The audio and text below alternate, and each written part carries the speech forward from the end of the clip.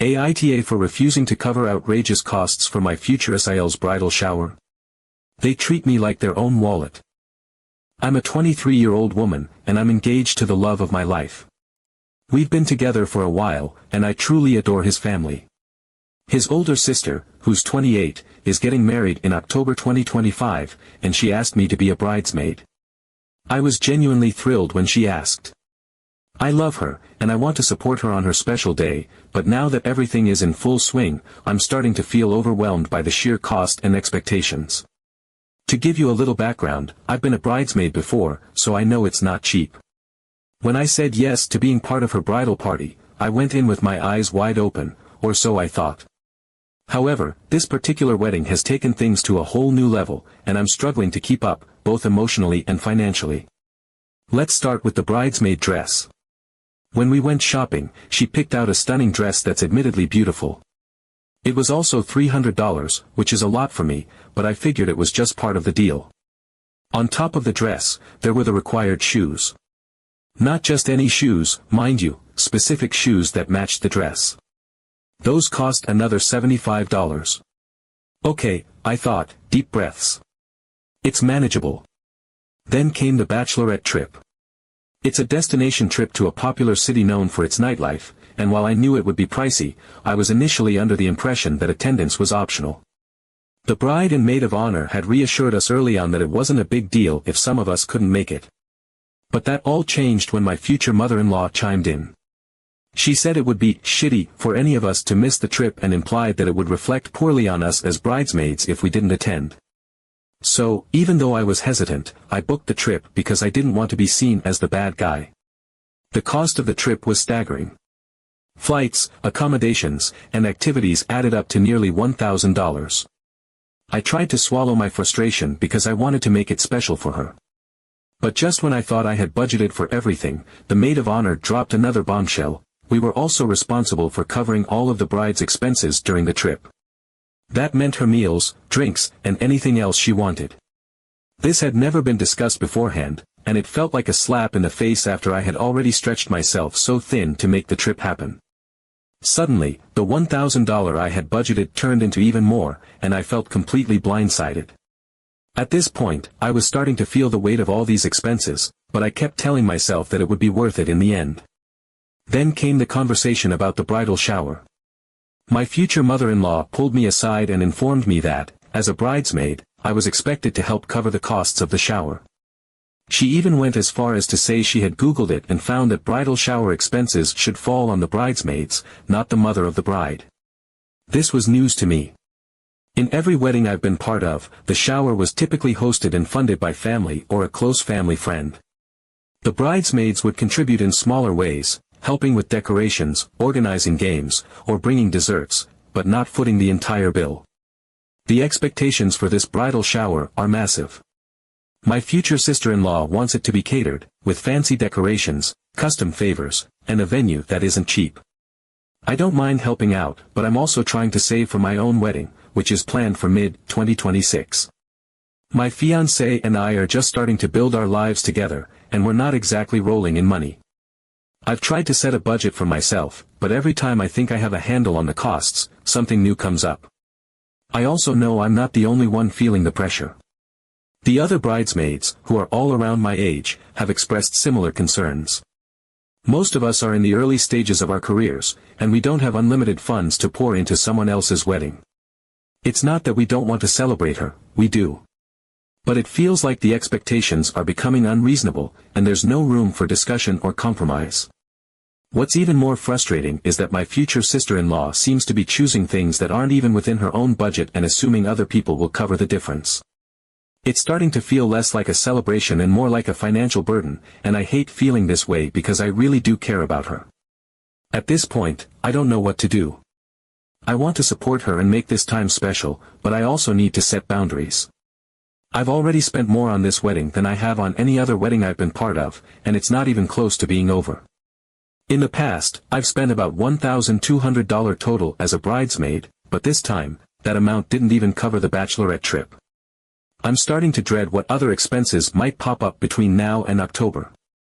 How much is too much to ask of your bridesmaids? Is it unreasonable for me to want to draw the line somewhere? I don't want to come across as selfish or unsupportive, but I'm reaching a breaking point.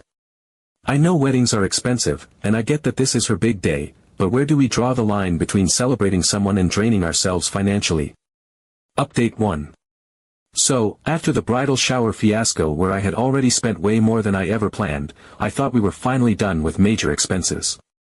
I figured, okay, the bridal shower is over, the bachelorette trip is behind us, and the dress and shoes are already bought. Surely, we'd finally be able to settle into just counting down the days to the wedding. I was wrong. Dead wrong. Just when I thought I could breathe, my future sister-in-law, Jessica, and my future mother-in-law, Karen, decided to throw another curveball. Apparently, it was now a thing for the bridal party to have custom robes for the getting ready photos on the wedding day. Now, don't get me wrong, I've seen those photos online. They're cute. But they had decided on designer silk robes with embroidered initials.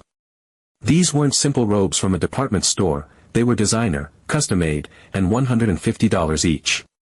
For a robe that we'd wear for maybe 2 hours while getting hair and makeup done. But wait. There's more. Karen also informed us that Jessica wanted us to have a matching set of custom pajamas for the night before the wedding. According to her, it would look adorable in the photos from the sleepover they planned to have at the hotel suite. These pajamas were another $100 per person. At this point, I was seeing dollar signs every time I blinked. I wanted to say no. I needed to say no. But Karen has this way of making it impossible to push back. She loves to throw in these subtle guilt trips about family obligations and how this is the most important day of Jessica's life.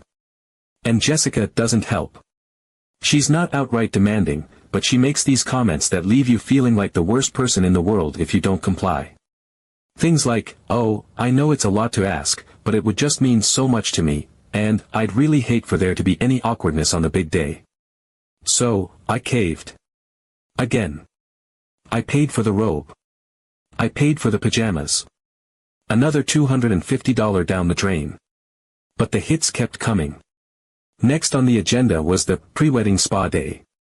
Now, I'd heard whispers about this event earlier, but I assumed it was optional. I mean, who in their right mind would make a spa day mandatory? Well, apparently, Jessica and Karen. They sent out an itinerary for the wedding week, and right there in bold letters was SPA day, required for all bridesmaids. Required. Not suggested. Not recommended. Required. The spa day included massages, facials, and manicures. It sounded luxurious, sure. But it also came with a $250 price tag. When I saw the cost, my stomach dropped. I'd already spent thousands of dollars on this wedding, and now they wanted me to drop another $250 for a spa day I didn't even want to attend. I mean, who decides this stuff? I tried to push back. I told Karen that I couldn't afford it, especially on top of everything else. Her response: "You're marrying into this family, so you need to show you're willing to make sacrifices for family." She made it sound like I was the selfish one for even hesitating. And of course, Jessica chimed in with how important it was to her that all the girls be there to relax together before the wedding. By this point, I'd spent over $5,000 between the dress, shoes, bachelorette trip, bridal shower, custom robes, pajamas, and now this spa day. I was drained, financially, emotionally, and mentally. Every time I thought we were done, there was another expense. Another thing that was important to Jessica or Karen. Another way to make me feel like I wasn't doing enough to support the bride. When my fiancé, Eric, found out about the spa day, he was livid. He couldn't believe how much money I had spent already, and he was furious that Karen and Jessica were guilt-tripping me into spending more. He told me to draw a line, to stand up for myself, but every time I tried, I was met with more manipulation. Karen would say things like, well, if she's going to be part of this family, she needs to understand what's expected. And Jessica would pile on with her passive-aggressive comments, making me feel like the worst person in the world for even questioning their demands. Update 2. Just when I thought this whole ordeal couldn't get any worse, another bombshell dropped. Jessica sent out a group message to all the bridesmaids with the wedding day schedule. At first, I was relieved to see an itinerary, I figured it would help keep things organized and, hopefully, signal that the spending spree was coming to an end. But then I scrolled down, and at the bottom of the message, there was a link to a makeup artist and hairstylist who had been booked for the bridal party. My initial thought was, oh, that's nice, they've hired professionals for those who might want the service. But, of course, it wasn't optional. Attached to the link was a note: Jessica wants all the bridesmaids to have a cohesive look, so we'll all be using these professionals for hair and makeup. It's important for the photos. My stomach dropped. I knew what was coming. Sure enough, another message followed with the price: $300 for makeup and $300 for hair. That's $600 per person, on top of everything else we'd already spent. And there was no room for negotiation, no doing your own makeup, no opting for a less expensive stylist. This was the only option, and it wasn't up for discussion. I stared at my phone in disbelief. How was this real life? At this point, it felt like I was being dragged along in some bizarre, never-ending bridal horror story. I had already spent thousands of dollars on this wedding, and now they were asking for another $600 for something I could have easily done myself, or had done by someone far cheaper. I knew how to do my own makeup. I wasn't clueless. And I could have gone to a local salon for a blowout for a fraction of the price. But none of that mattered. Jessica and Karen had decided that everything had to be perfectly curated, no matter the cost. When I gently asked in the group chat if we could use our own people or do it ourselves to save money, Karen swooped in immediately. She didn't waste any time laying on the guilt. Jessica deserves to have her vision realized. If you're not willing to be part of that, maybe you shouldn't have agreed to be a bridesmaid. That was it.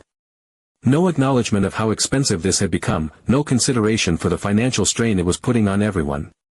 Just a veiled threat that if I didn't go along with their plans, I was somehow failing Jessica and the family. At this point, I felt completely trapped. If I backed out now, it would cause massive drama. I couldn't imagine the fallout if I told Jessica I wasn't willing to be a bridesmaid anymore. It would create tension between me and Eric's family, and I didn't want to put him in the middle of all of that. But staying in the bridal party felt like I was slowly sinking into quicksand, with no way out. Every new expense was like another weight dragging me down, and I couldn't catch my breath. So, I paid. Again. I handed over another $600 for hair and makeup on top of everything else. At this point, I felt so defeated that I started doing something I probably should have done months ago. I made a spreadsheet. I sat down with all the receipts, all the payments, all the little Venmo transfers I'd sent for this wedding, and I totaled it all up. I knew it was bad. I knew it was adding up. But when I saw the final number staring back at me, my heart sank. $5,950. I stared at that number for a long time, feeling a mix of anger, disbelief, and exhaustion. Nearly $6,000. And the wedding hadn't even happened yet. That number didn't include the cost of travel to the wedding venue, which was out of state. It didn't include any last-minute surprises that I was sure were still lurking around the corner. It didn't even account for the gift I'd need to buy for Jessica and her fiancé. This wasn't just expensive, it was completely out of control. What made it worse was the resentment that had started building inside me. I wanted to support Jessica. I wanted to be part of her big day. But this wasn't just about celebrating her anymore. It felt like I was being milked dry, like my role as a bridesmaid wasn't about being there for her emotionally but about funding her vision of the perfect wedding. Every time I tried to set a boundary or express concern, I was shut down. It didn't matter how much I'd already spent, there was always more to give. I started to feel guilty about my own wedding. Eric and I were planning a mid-2026 wedding, and we'd been saving every penny we could. I didn't want to start our marriage in debt, so we'd agreed on a modest budget. But now I was dipping into that savings account to fund Jessica's wedding. Every dollar I spent on her big day was one less dollar we could put toward our own. And yet, any time I tried to explain this, I was met with comments about how you only get married once, and how it was my duty as a future family member to go above and beyond. Update 3.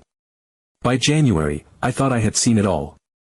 After months of ridiculous expenses, guilt trips, and passive-aggressive comments from Karen and Jessica, I figured there couldn't possibly be anything left to throw at us. I was already teetering on the edge, financially and emotionally, trying to keep it together while being steamrolled by their unrelenting wedding demands. But of course, I underestimated them. It all happened during a family dinner one cold Sunday evening.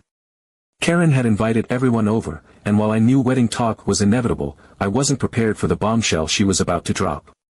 Halfway through the meal, she started talking about the rehearsal dinner. I had assumed it would be a typical event, the night before the wedding, close to the venue, maybe something casual at a restaurant or someone's home. That assumption was laughably naive.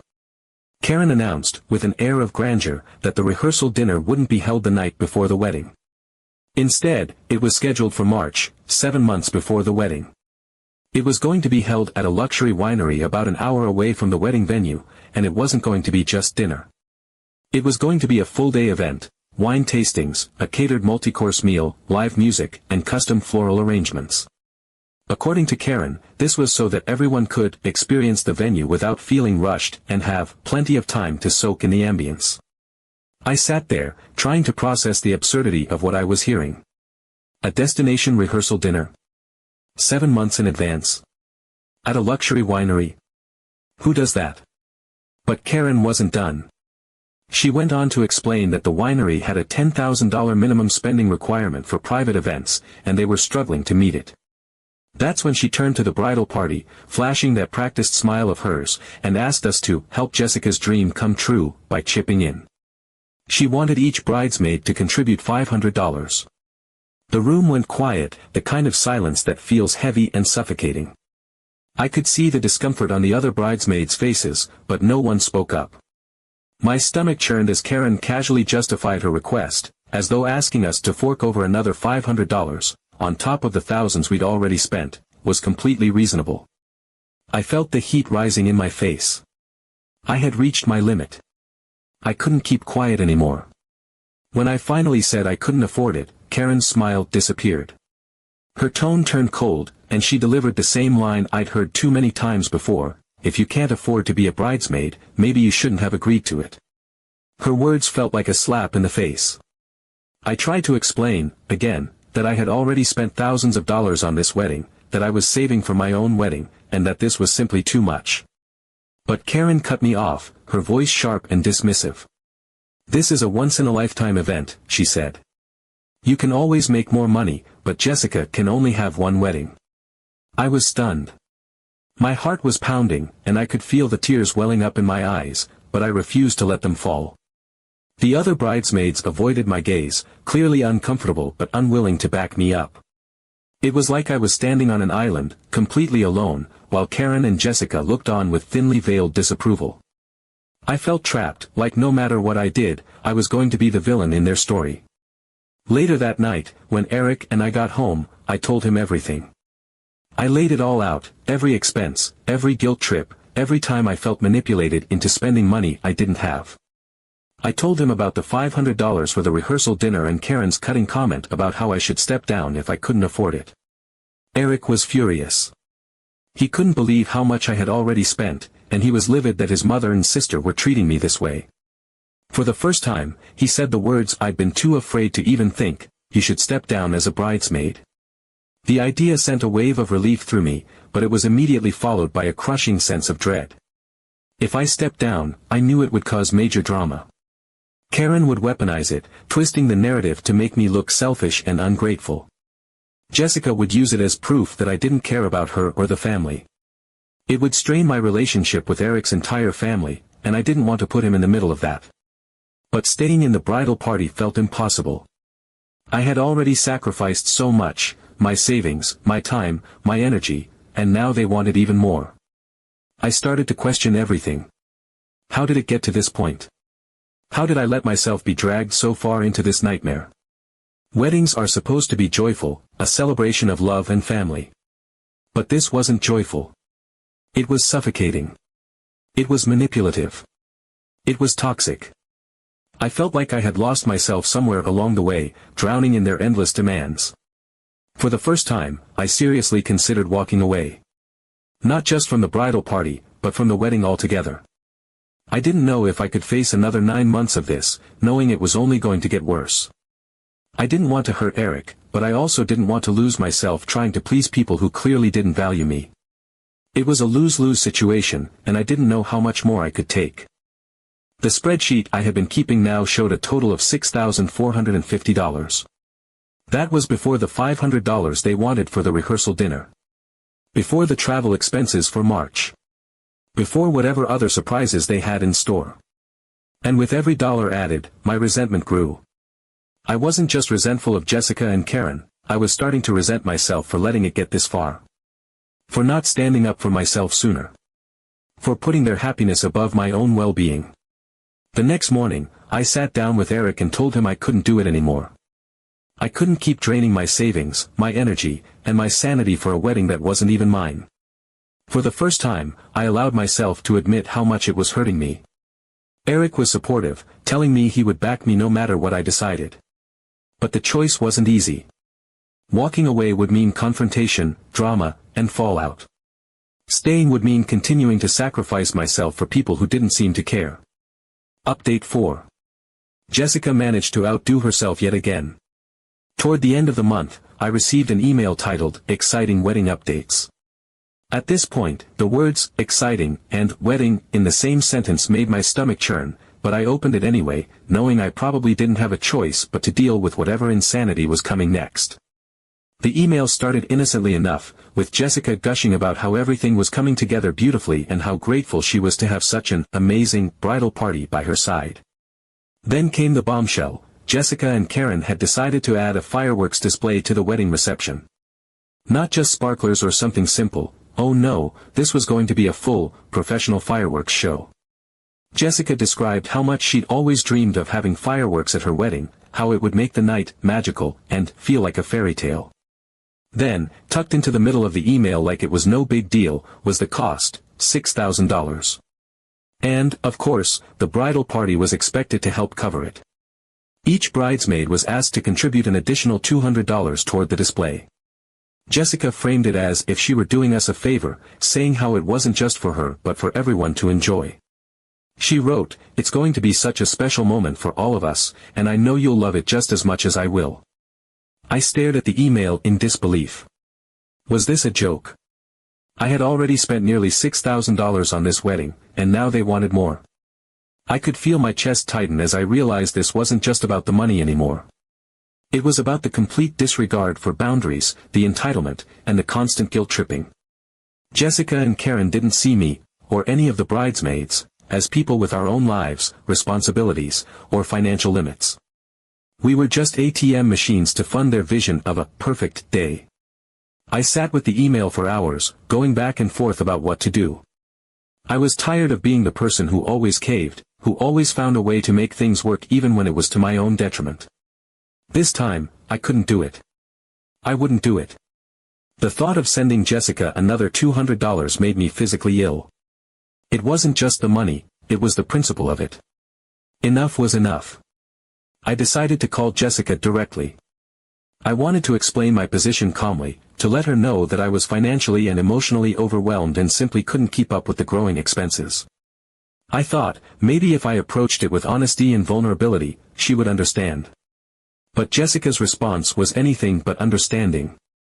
She listened to what I had to say and then hit me with the coldest, most dismissive statement I'd ever heard from her. "If you're not willing to go the extra mile for me, maybe you're not cut out to be a bridesmaid." Those words felt like a punch to the gut. After everything I had done, every dollar spent, every sacrifice made, this was her response. In that moment, something inside me snapped.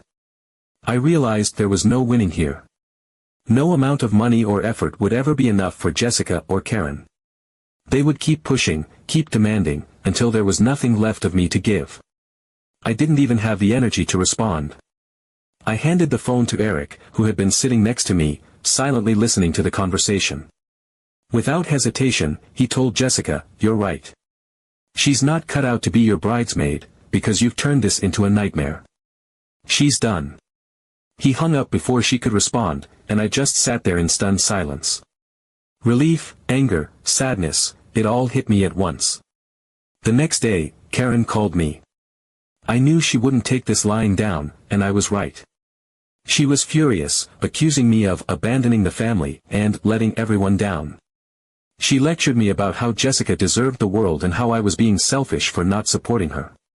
I could feel my heart racing, the familiar anxiety creeping in, but before Karen could guilt-trip me any further, Eric grabbed the phone. He didn't yell or lose his temper. Instead, he calmly but firmly shut her down. He told her that I had given more than enough, that we were trying to build our own lives and save for our own wedding, and that they needed to respect my decision. He made it clear that if Karen or Jessica tried to push me any further, it would strain their relationship with him, too.